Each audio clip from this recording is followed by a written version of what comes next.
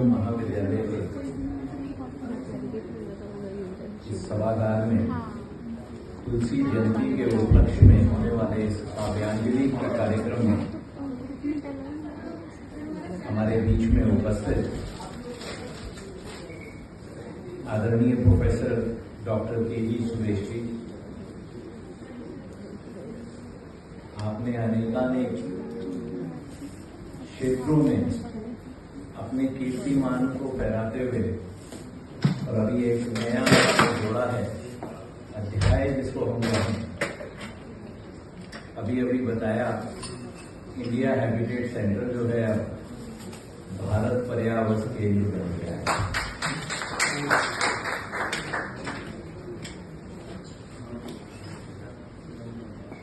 आज के इस कार्यक्रम में बहन प्रोफेसर डॉक्टर कुसुम लता मलिक जी, आपके साथ मुझे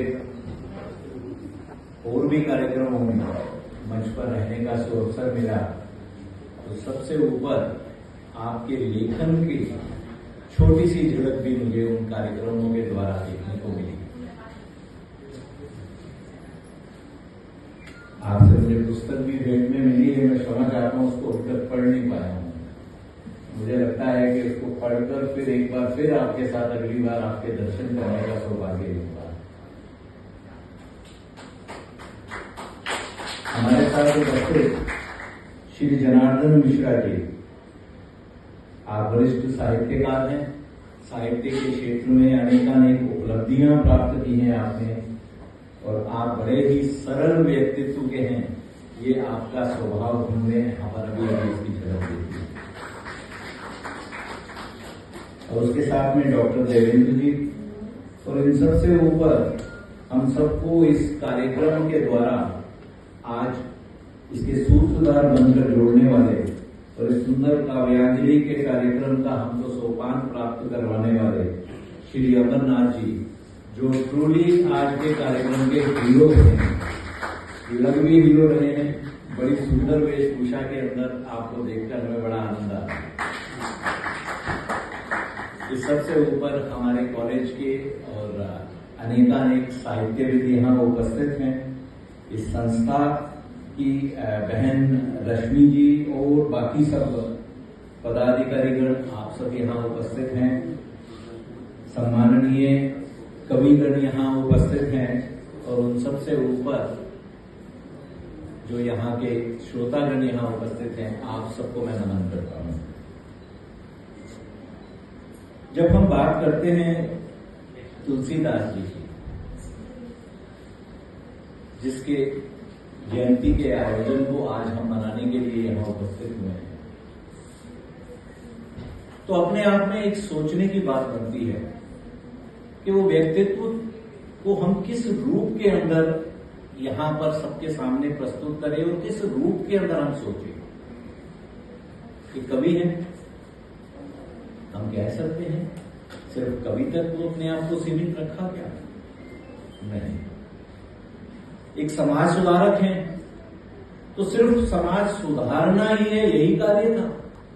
समाज सुधारने के लिए क्या क्या आवश्यकताएं हैं, और उसके लिए स्वयं उसके क्रियान्वयन करने वाले एक सिपाही और सेनापति दोनों स्वयं बनकर उपस्थित हुए, ऐसा भी कार्य करने वाले हैं।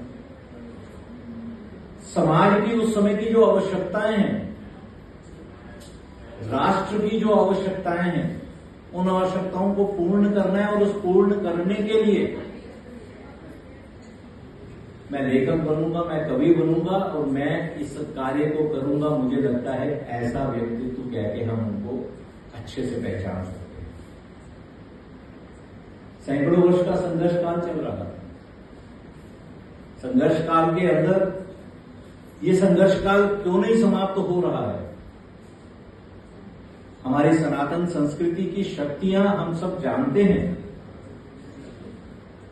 अनेकों समय अनेकों उदाहरण प्रस्तुत किए।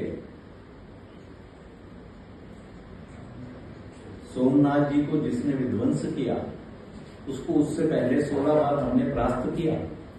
शक्ति तो थी हमारे। समय समय पर आते हैं आक्रांता, हम पर थोड़ी देर के लिए विजय प्राप्त करते हैं, हम बाद में उनको फिर हरा देते हैं। तो ऐसा क्या है जिसकी कमी है और जिससे हम इन आक्रामकताओं से अपने राष्ट्र को, अपने समाज को बचा नहीं पा रहे हैं? इसका चिंतन किया आपने और उस चिंतन के फलस्वरूप एक लेखक बनना है, एक कवि बनना है, और कवि बनकर हमारे सनातन के जो संदेश हैं, जो शास्त्रों में छुपे हुए हैं, संस्कृत में है, वो बोली प्रचलित नहीं है। और उस सबसे ऊपर हमारे में से ही कुछ एक विशिष्ट जिन्होंने उस बोली का उपयोग हमने ही करना है ऐसी करके नियमावली भी बना रखी थी। तो उस सब जंजालों से बाहर निकालना है और जो हमारा सनातन का संदेश है, जो संस्कार है, जो ज्ञान है और जो आज की आवश्यकता है, उसको सिंप्लीफाइड लैंग्वेज में पूरे समाज के अंदर पहुंचाना है। No ifs, no buts, no formality. ऐसा पुनीत कार्य हम कुछ भी कहें, काव्य संकलन के अंदर हम कहेंगे कि अद्वितीय है, अनेकानेक उसके छंद प्रचलित हैं, अनेकानेक उदाहरण हम उसमें से दिखा सकते हैं, पर उसका संदेश तो रियलिटी में तो यही था कि उस समाज की जो आवश्यकताएं हैं, समाज के अंदर उस समय जो प्रतिकार जो अंदर बन गए हैं, जो कुरीतियां आ गई हैं, उन सबको कैसे दूर करना है, इसके लिए हम मिलकर एक आंदोलन चलाएं और उस आंदोलन का सूत्रधार एक काव्यांजलि बने। ऐसा पुनीत कार्य किया है एक कवि के द्वारा। समाज परिवर्तन का उदाहरण हम सबके सामने है। समस्याएं क्या बनी थी उस समय समाज के सामने? समस्याएं आ रही हैं कि हम में ऊंच नीच भेदभाव हो गया है, हम बढ़ रहे हैं, तो उसको कैसे जोड़ना है?